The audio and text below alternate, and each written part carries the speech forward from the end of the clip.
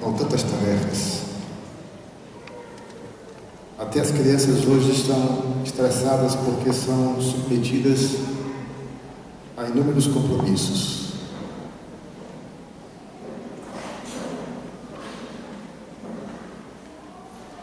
É aula de karatê, aula de balé, aula de inglês, reforço escolar. Parece que não tem dado trégua a ninguém, nem mesmo as crianças. Há uma atmosfera urgente entre nós. Tudo tem que ser para ontem. Tudo é muito urgente. E com isso nos ocupamos com tudo e não temos tempo para as coisas mais importantes.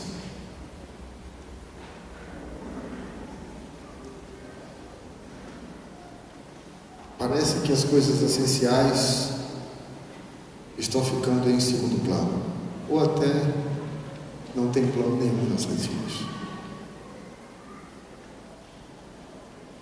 As mais importantes coisas da vida sempre nos traz tranquilidade, generosidade, transformação e sede de estar com Deus. Sede de Deus. Tudo aquilo que nos afasta de Deus não é importante, como a gente imagina que seja. Tudo aquilo que nos distancia do crescimento espiritual, certamente não é essencial. Pode vir até a ser importante, mas não é essencial. Observe o que Jesus pensa do que realmente vale a pena investir. Em Mateus 22, versos 37 e 39, está escrito: respondeu Jesus: ame o Senhor, o seu Deus, de todo o seu coração, de toda a sua alma, de todo o seu entendimento. Ame o seu próximo como a si mesmo. Eu sei que já ouvimos pregações sobre esse texto de várias formas, de várias maneiras, vários pregadores, mas reflita sobre isto. As coisas mais importantes na vida, na opinião de Jesus, é amar a Deus, amar a si mesmo e amar os outros. Essa é a opinião de Deus. Esqueça um pouquinho a sua opinião agora. Parece tão simples, não é mesmo? Deus quer da gente coisas tão simples. Que para Jesus as coisas mais importantes da vida é amar a Deus, a nós mesmos e aos outros. Isso significa que devemos nos importar realmente com isso. A gente deve se importar com o que Deus se importa.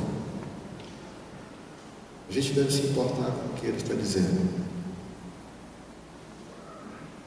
Se fugirmos disso, não estamos realmente felizes.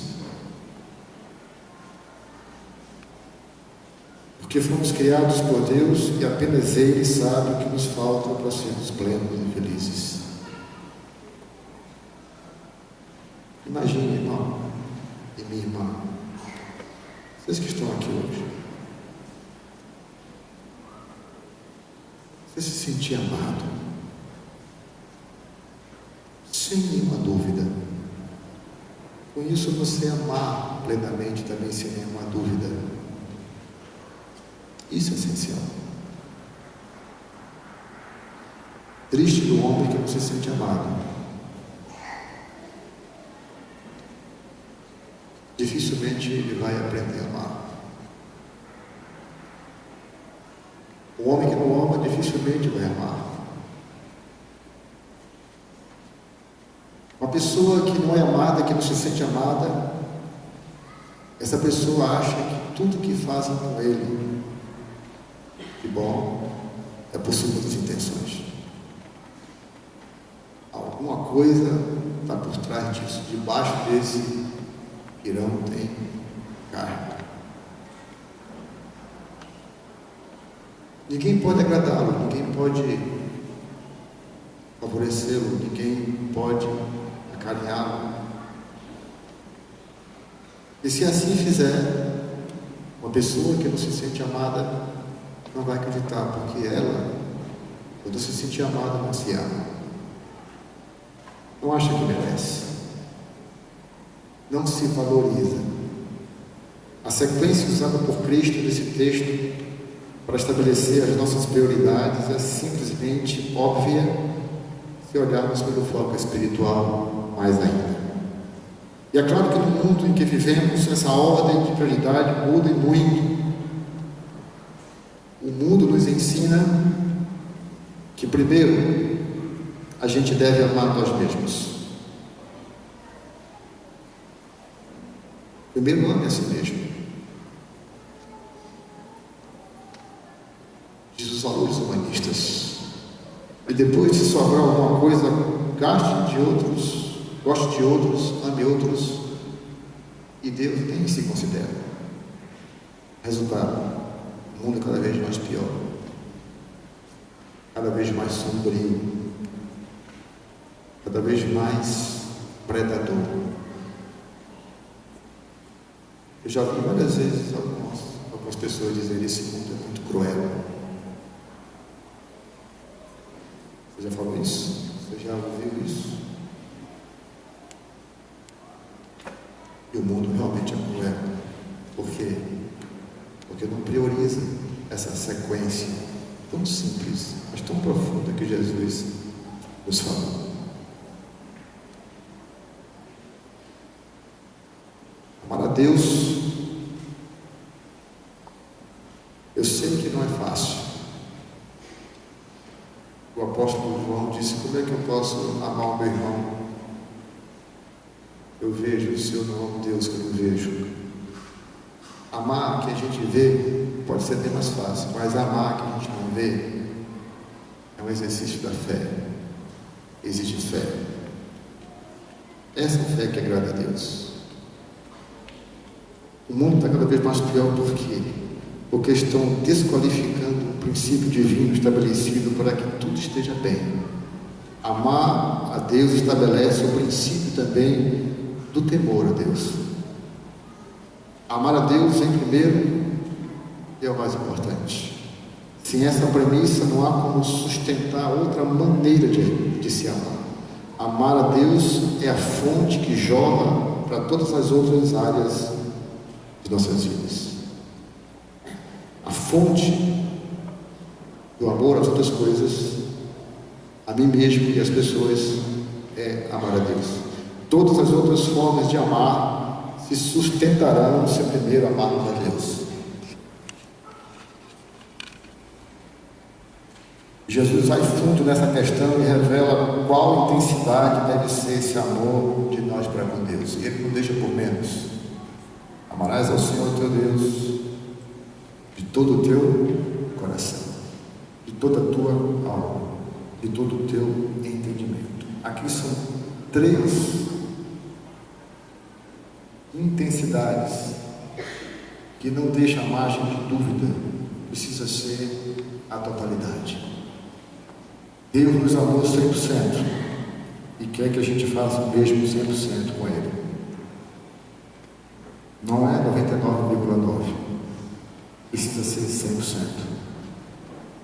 Algo que abrange a totalidade do ser nas suas 3 dimensões internas: emoções, espírito e a razão.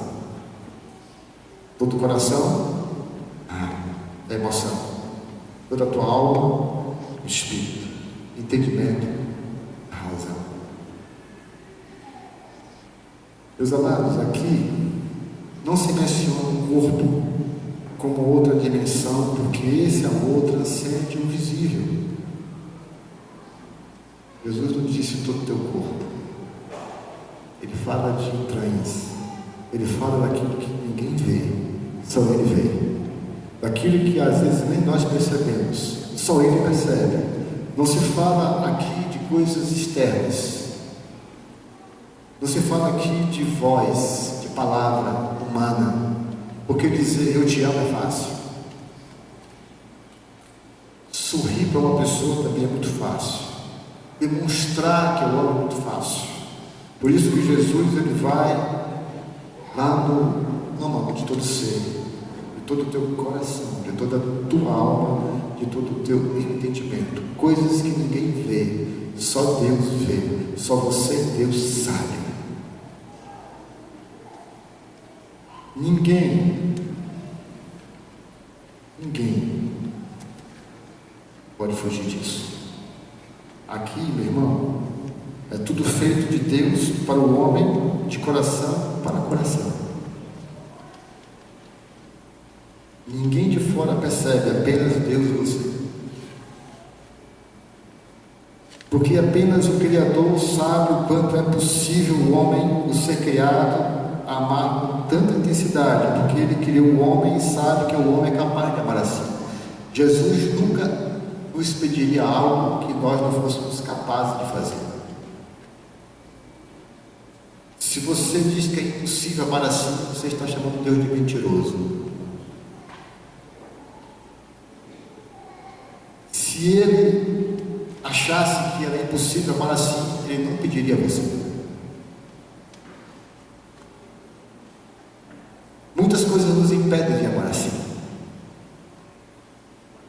As decepções da vida são muitas. Os delícios são muitos. Confiar hoje está difícil. Mas não tem nada a ver com isso. Quando se ama, não importa o que o outro faça. Importa o que você faz. Eu não posso amar assim incondicionalmente. Eu preciso amar assim incondicionalmente. Eu não tenho que colocar condição. Eu só amo assim se o outro fizer aquilo que eu gosto, que me agrada, que eu quero. Assim fica fácil.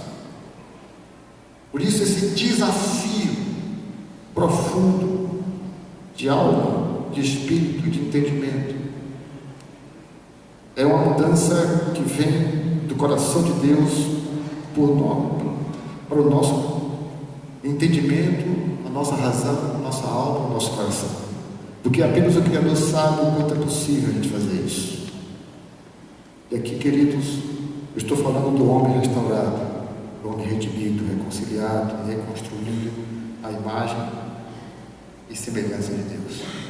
Vocês hoje foram batizados. Vocês foram batizados porque vocês creram em Cristo Jesus. E Ele fez o trabalho de restaurar, de redimir, de reconciliar, de reconstruir a imagem de vocês. A imagem e semelhança de Deus. Eu não posso amar desse jeito se eu não andar na direção da reconstrução da minha imagem, que deve ser igual à imagem e semelhança do nosso Deus. Depois da restauração estruturada em Cristo, surge um novo ser, ou deve surgir um novo ser, uma nova criatura, não estranha, não esquisita, mas totalmente diferente aos padrões que o mundo estabelece como ser humano. Hoje pela manhã nós pregamos sobre isso. Nós falamos sobre essa diferença. O que a igreja deve fazer, e você, igreja, para ser diferente, não ser esquisito como nós falamos, mas diferente. Paulo estabelece assim essa nova etapa da vida, em 2 Coríntios 5,17, ele diz: se alguém está em Cristo, nova criatura é. As coisas velhas já passaram, esse que tudo se fez novo. É o primeiro texto bíblico, quando a gente se converte, que a gente aprende. Lá na escola bíblica de iniciantes, a gente aprende isso. Se alguém está em Cristo, nova criatura é. As coisas velhas, ou seja, aquilo que eu tinha como valor, aquilo que eu tinha como prioridade, como essencial na minha vida, se tornaram velhas, arcaicas, já passaram. E Ele nos vislumbra uma oportunidade para ser novo, uma nova criatura, um novo modo de pensar. Às vezes a gente encontra muitas pessoas na igreja com esse conflito entre o novo e o velho, pensar, agir entre o novo e o velho. Algumas pessoas se sentem machucadas com isso, outras se sentem angustiadas com isso, outras não estão nem aí. Mas se alguém está em Cristo, se alguém amar a Cristo, diz as Escrituras que é uma nova criatura. Apenas um ser humano livre dos seus fantasmas do passado reúne condições para amar a si mesmo e, como consequência, amar os outros.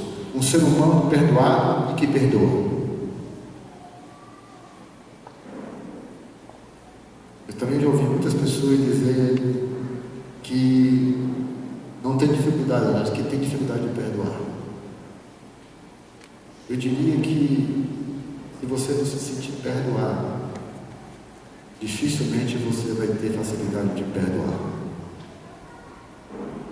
Porque quem se sente perdoado se sente grato. Sabe a dimensão do perdão que foi dada e que foi alcançado por ele. Aí fica mais fácil de perdoar. A proposta é essa: perdoar o passado seu e dos que fizeram com você no passado. E esse perdão vem de Deus para com você, e daí em diante se torna uma corrente do amor. Você perdoe a si mesmo e depois está apto a perdoar os outros, e assim sucessivamente. Essa é a ideia que Deus quer colocar em nosso coração. A ideia dessa corrente do amor. Você é perdoado e depois você perdoa. Se você me perguntar, pastor, qual é a evidência de que eu amo? Porque amor não é sentimento. Ou não é só sentimento. A maior evidência de que você ama é quando você perdoa. A maior evidência de que o amor de Deus está no seu coração, mesmo de verdade, plantado, arraigado, seguro, é quando você perdoa. A todo momento, não são momentos distantes na sua vida.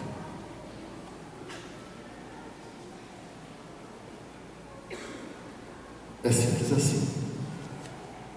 É assim mesmo que acontece, e você fica livre de todos os fantasmas, de todos os seus traumas, sendo perdoando e perdoando, alavancando ou alavancado pelo amor, sustentado pelo amor. Não é um perdão qualquer, não é um perdão de lábios, é um perdão de alma, um perdão de entranha, um perdão que você se sente livre porque um dia você foi libertado. É um perdão que liberta.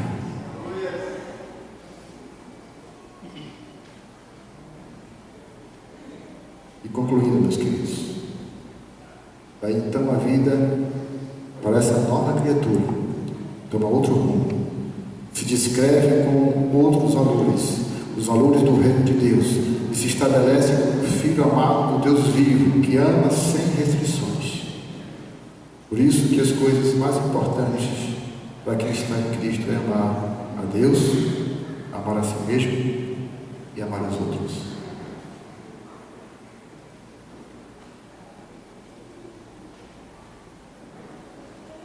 Mas nós não valorizamos isso tanto quanto precisa ser valorizado. Nós, até mesmo a igreja, nós que somos crentes, estamos esquecendo disso. Nós achamos que os valores mais importantes é ter um status, ter uma boa conta bancária, ter segurança financeira, ter um emprego. Não, isso não é ruim. O problema é quando isso toma lugar daquilo que é essencial.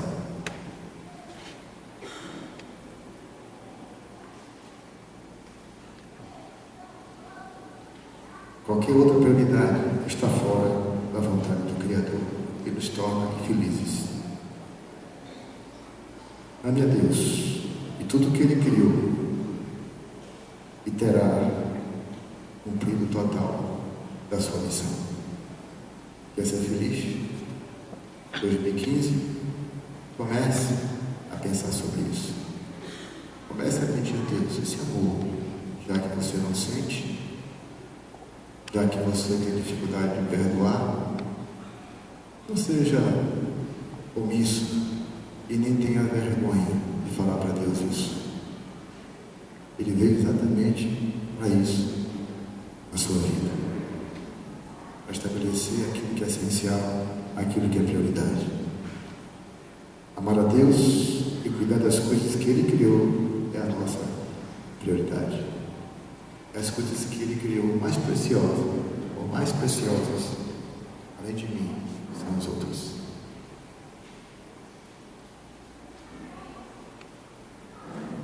É bom cuidar do meio ambiente, é bom cuidar dos animais, é bom cuidar dessas coisas criadas todas por Deus. Mas a mais importante é você e o seu próximo. E o seu próximo mais próximo. Sua esposa, seu esposo, seus filhos, seus pais, seus familiares.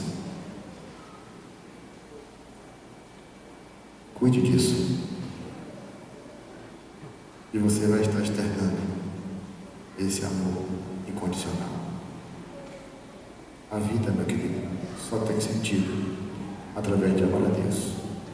Viva, ressuscite, nasça de novo, ame com o amor de Cristo e terás uma vida mais que abundante. Que Deus te abençoe. Vamos ficar em pé.